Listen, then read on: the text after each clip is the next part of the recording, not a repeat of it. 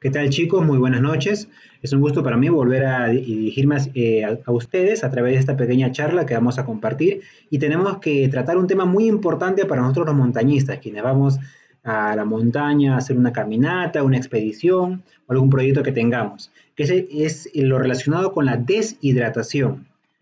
Primero vamos a definirla para fluir rápidamente en este tema porque tenemos muchas cosas que compartir.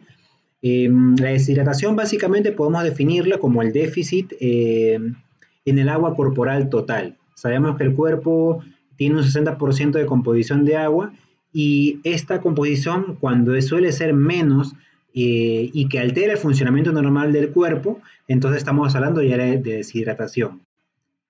En un caso extremo, por ejemplo, estar sobre 5000 en el ascenso de una montaña, el, y en estas condiciones que hay, que es el frío extremo, en un ambiente bastante seco y la misma hipoxia, ocurre una serie de mecanismos. Los vinculados a la deshidratación están la aldosterona, que es una hormona que se segrega en las cápsulas suprarrenales del riñón, y su función es conservación del sodio, un compuesto esencial para los mecanismos, para el funcionamiento adecuado del organismo. Y también se segrega la hormona antidiurética o llamada también arginina vasopresina. Esta hormona es encargada básicamente en la reabsorción del agua.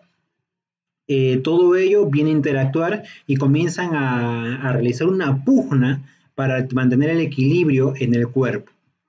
Dicho sea de paso, se produce también un elemento importante, un fenómeno importante que es la diuresis y natriuresis. El diuresis quiere decir que hay mayor cantidad y mayor número de veces en la que vamos al baño, a orinar principalmente. Y la natriuresis es cuando en esta orina hay mayor cantidad de sodio presente. Pero esto ocurre como un mecanismo para concentrar rápidamente la hemoglobina y mejorar la tensión del oxígeno. Este tema específico lo vamos a ver en una charla posterior cuando hablamos de aclimatación. ¿A qué más estamos expuestos cuando vamos a montaña? Antes un tema técnico, bueno, científico, es que ya está reconocido que a partir en que perdemos un 2% del peso total, y que muchas veces está relacionado con el tema de la hidratación, a partir de ese momento comienza a observarse un deterioro en el rendimiento físico. ¿Y cómo es que se genera esta pérdida de hidratación? Pues tenemos muchas y que todos estamos expuestos a estas características o estas condiciones. El incremento de la frecuencia ventilatoria, que es un elemento que nos permite compensar la hipoxia, eso lo vamos a ver en una charla posterior. La pérdida de humedad a través de respirar, a veces cuando estamos exhalando y sale con todo el vaho, ese vaporcito cuando exhalamos, ahí se ve la pérdida de la humedad. Varía también la composición corporal, ya sea por la falta de alimentación, la misma falta de hidratación. Hay un incremento, hay una variación de la composición corporal y eso hace que el cuerpo comience a alterar todos sus procesos para buscar un nuevo equilibrio. La diuresis, es decir, el incremento de la cantidad y el número de veces que vamos a orinar causado por el frío, el esfuerzo, la sudoración que uno tiene por el esfuerzo justamente, y también por la altura o a veces por el tiempo, las condiciones, que se pierde el deseo de tomar agua. Entonces vamos a ver a partir de este momento qué elementos tomar en cuenta para saber si estamos deshidratados o no estamos deshidratados. Número uno tiene que ver con la coloración de la orina. Como ven esa escala de colores, cuanto más clara sea la orina, quiere decir que estamos en un estado de hidratación adecuada. Y cuanto más oscura, pues más deshidratado vamos a estar. Sin embargo, no es determinante este elemento de la coloración. ¿Por qué? Porque a veces ciertos medicamentos o ciertos alimentos incluso ocasionan que se vea alterado este color. ¿Ya? Entonces hay que tener muy en cuenta eso. Entonces es importante una línea basal al respecto, es decir, necesitamos saber cuánto es nuestro normal de veces y cantidad que orinamos para poder hacer el contraste y cuándo ocurre esa diferencia, esa alteración de ese número. Entonces es importante hacer ese seguimiento.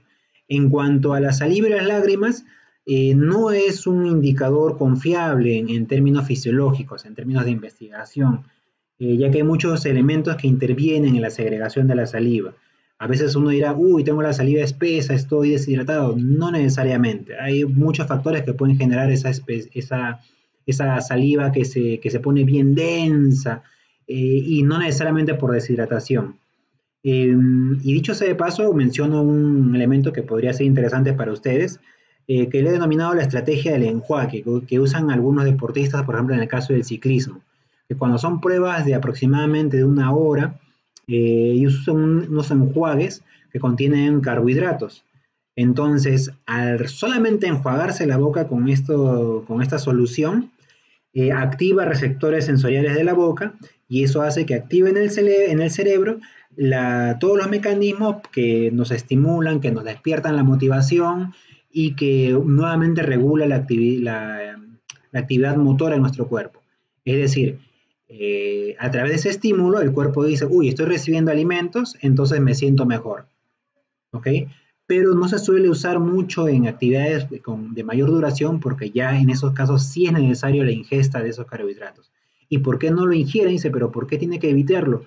Porque a veces mucha ingesta de carbohidrato puede generar problemas estomacales durante la competencia. Entonces, para evitarlo usan este tipo de estrategias, ¿no? Interesante como para tomarlo en cuenta.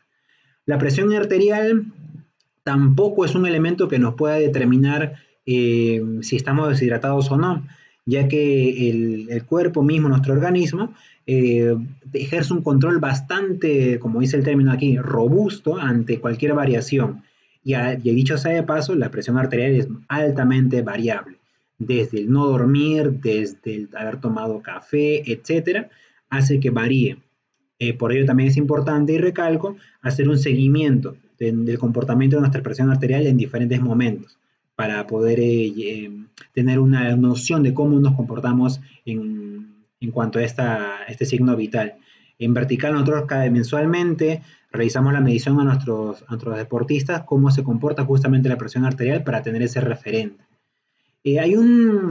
Vamos a decirle, una manera también de cómo poder medir, que es la medición de la frecuencia cardíaca cuando una persona está sentada y luego se pone de pie rápidamente. Entonces, cuanto más deshidratada está la persona al ponerse de pie, el cambio de la frecuencia cardíaca se incrementa mucho más. Cuanto más hidratado, el cambio es menor. Pero este mecanismo, este medio requiere otras maneras y otros elementos para poder tomar decisiones. Por sí solo no es del todo contundente los resultados. La bioimpedancia también se suele usar, es referencial, ya que el ambiente puede alterar un poco eso, la temperatura. Por ejemplo, si estamos en montaña y estamos con mucho frío, quitarte los guantes para tomar este aparato que en sí es frío, para que te mida, quizás altere un poco los resultados.